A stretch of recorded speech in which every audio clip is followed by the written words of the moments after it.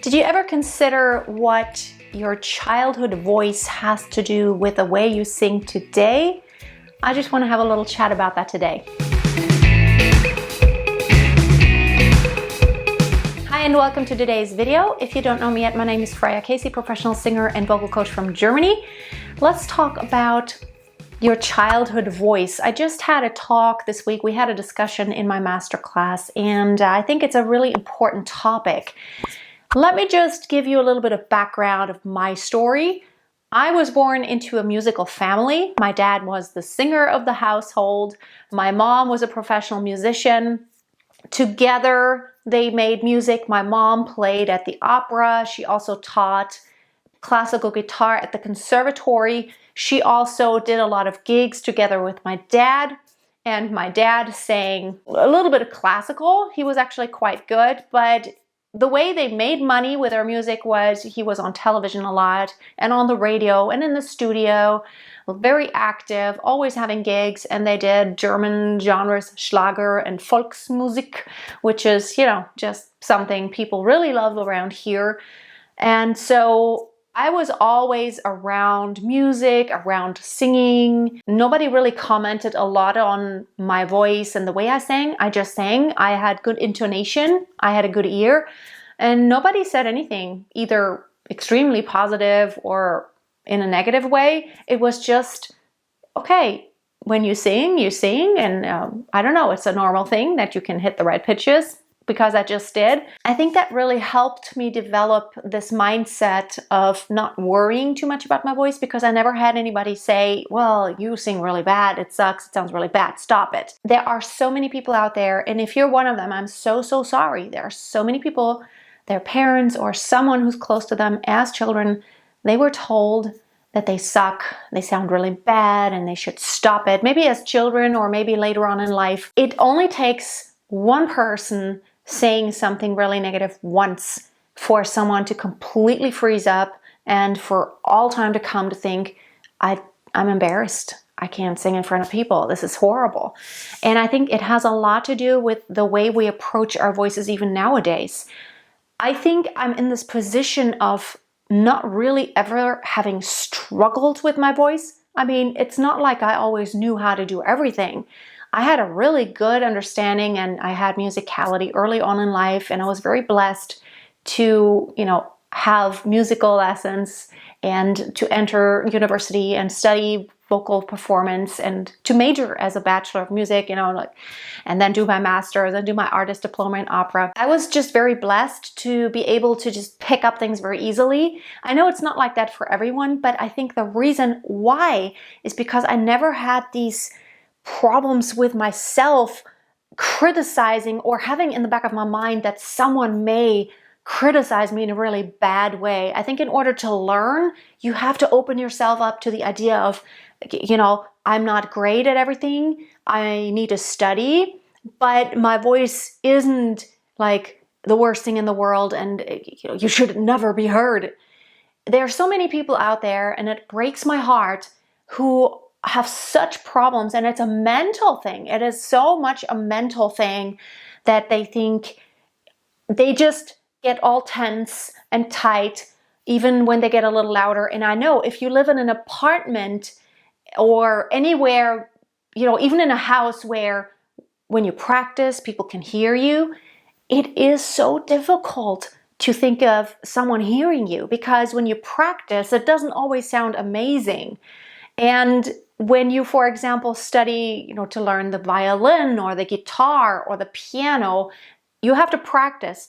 And nobody ever says anything negative about, well, you didn't play that piece on the piano perfectly, so stop it already. Or your guitar playing, you're repeating the same song, stop it already. Nobody says that. But when it comes to singing, there's this mindset in people who don't sing themselves that you should have no business even trying to sing unless it sounds good. And why is that? I would like for you to consider to really just forget about what anybody thinks. You may not be perfect at everything. You may not have the perfect technique. You may not sing on pitch perfectly, but that is not a reason for you to stop singing. Who would ever ask anyone to stop? Like if someone were to learn a language, you wouldn't tell them to stop because after 2 months they don't speak it perfectly, that you make some grammar mistake. I promise you, I'm German. If somebody learns German, they could have learned for 10 or 20 years. They probably still will make grammatical mistakes because it is very difficult. And so singing is very complex. It can be the easiest thing in the world when everything is just automatic and you've studied for many years or you intuitively just have this great feeling for it. There are people like that they don't have to really do much. But then there are those who have to work on it. And you have just as much right to practice and to sing and to have those moments where it doesn't sound good, and you still have as much right to enjoy singing and to go ahead and sing than anybody else on this planet. And I want you to think back to your childhood or when you were younger or any other time in your life. Was there a time when someone said something negative about your singing? Maybe not even somebody said something negative. Maybe you told yourself something negative, and maybe it was just I think I sound bad, or I think I don't want to sing in front of people just because I'm embarrassed and they might think that I'm full of myself. I used to be that person. I could sing with vibrato like a pop singer. Even when I was younger, I could do it really well, but I would have never done it in front of anybody. The way I sang in front of other people was just like choir singing, just hit the right pitch. That's all. It's all it takes. And I thought if I sing like, I sing with so much expression, and I have so much feeling, I thought that people would think, look at she is so full of herself. Honestly, it felt like that to me. And I thought, I was always this modest person. I wanted to kind of just stay below the radar. I didn't want to stick out, so I just kind of went with the flow and just like blended. And that's how I sang. I just blended with everyone else. Although I could do it a really different way. I could sing in a very soloist way, but I was so embarrassed because I thought, no, that's not modest. That is like showing off. I don't want to show off. And you may feel like that. So it is not showing off. You have to come to this point. Even your posture is affected by an attitude like that. So if you have anything inside of you that doubts that you have a right to sing out or that you have the potential to sound great, then I want you just to talk to that voice in your head and say, shut up. I have a right to practice and I have a right to sing out. I'm going to learn, and I'm only going to learn if I sing out fully and if I dare.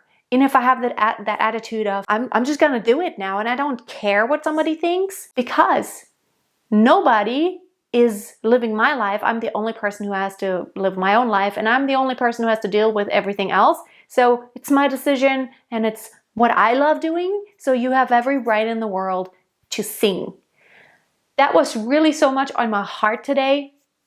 I want you to not be constricted by your mindset and just because of what you think other people think or what somebody said. It can be so hurtful. I also want to challenge you to really be careful about what you say to others. I know it's difficult for me. I always come from this perspective as a vocal coach. My students, they want to learn, and so I want to tell them everything they can improve on. And sometimes I have to be careful. It can come across as criticizing too much, and it's a very fine line sometimes.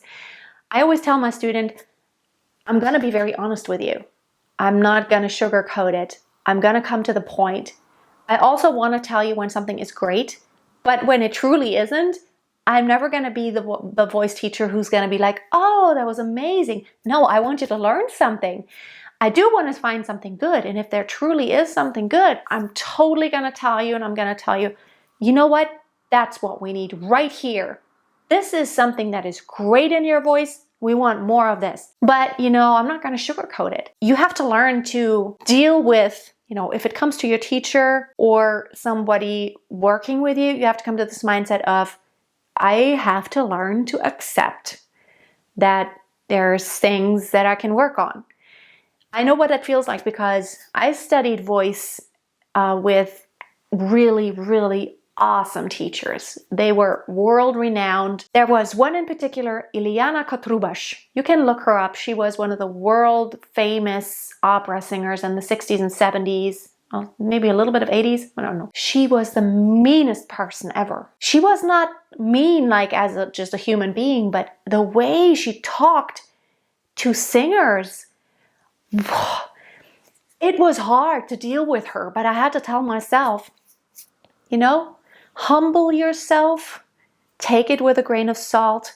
She could have said it in a nicer way, but essentially there's truth to it. I need to fix this. This is something I need to work on. And she talked to everyone that way. I was in a master class with her and I watched others being coached by her, and she was mean sometimes. I mean, she told one girl, "You're too fat, you're not going to find a job," which has nothing to do with the voice per se, but she was just mean, you know. And she told me, "Well, you're not going to get a job. Your voice is not big enough." I certainly got several jobs singing lead roles and I got paid for it. And so it was just so mean of her. You have to take it with a grain of salt, and you have to learn to deal with the fact you can't let it affect you when someone says something negative about your voice. To me, this is what it does to me. When someone says something negative about anything that I truly want, it makes me want to prove it even more. It makes me want to tell myself, "You think I can't do this? You think I suck? Let me show you. Let me show you what I can do." Even when I tell myself, "This was horrible, you just made such a mistake, you made a mess," I tell myself, "Okay, Freya, let's fix it right here. Let's do it. Let's prove to myself I can do this thing." So thank you so much for watching. Please let me know in the comments, what is your mindset around singing? What's going on in your head? I want to get to know you better. And it has a lot to do with the way you sing out, because you may not even dare to belt, you may not even dare to sing high, you may not even dare to sound bigger. And I just want to challenge you to really think about what's going on up here, because it has a huge effect on this right here, what comes out. Thank you for watching. Give the video a thumbs up. If you also want to work on your mindset, I think we all do have to work on it. And so check out all my free resources that will help you to fix all those things. On my website, I have tons of free resources, masteryourvoice.tv. I have a book out there that's definitely going to help you with your mindset, Master Your Voice. It's on Amazon. There's also an audiobook version available on my website. You can check it out, and also join my Facebook group. It's free, Master Your Voice on Facebook. And until next time, if you have not subscribed, subscribe for more great singing tips to come. And always keep on singing, and always keep a song in your heart. Bye for now. Amazing grace, how sweet the sound that saved a wretch like me.